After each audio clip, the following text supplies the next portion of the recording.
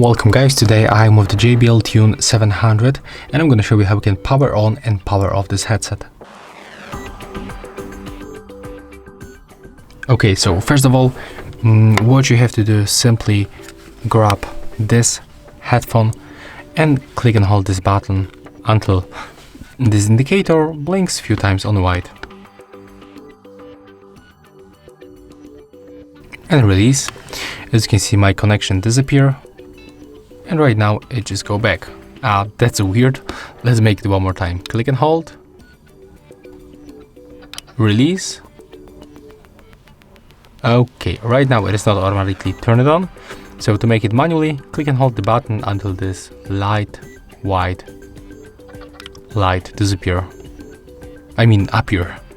And there it is, we are connected. So as you can see, that's simple. If you find it helpful, just remember to leave a like, comment and subscribe.